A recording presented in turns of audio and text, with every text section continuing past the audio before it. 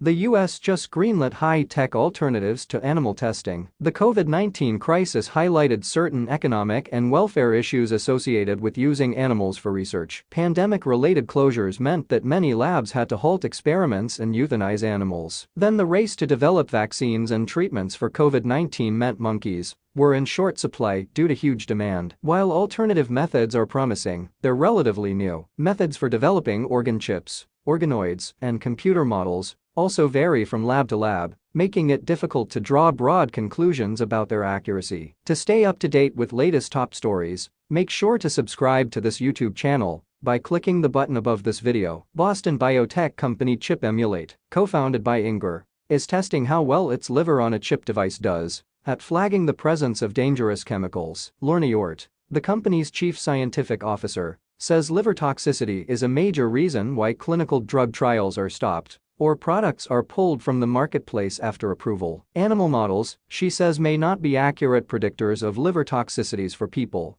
because animals metabolize drugs differently than humans do. Emulate scientists recently performed a blind test on the company's liver chip of 27 drugs, some known to be toxic to the liver and some safe. They found that the chip correctly identified 87% of the drugs that cause liver injury in patients and did not falsely identify any drugs as toxic. Ewart says previous animal tests, used as a comparison, did not always predict safety issues. In some cases, the animal models didn't fully inform the investigator of the true outcome, she says. The study was Nature Communications, published in the journal in December. But organs on chips have their limitations. For one, they're not ideal for testing some kinds of drugs and compounds, particularly those with a low molecular weight, which tend to absorb into the rubber polymer channels of the chip. Ewart says that's a problem, because if the drug is caught in the plastic and not actually exposed to the cells within, it will skew the test results. And organs on chips often require special instrumentation to conduct testing and read out data. I don't think the organ on chip will do it all. I think we'll need a battery of different complementary tests, says Jeffrey Morgan, a professor of engineering and director of the Center for Alternatives to Animals and Testing at Brown University. He says organ chips tend to be better for shorter tests, over a week or two,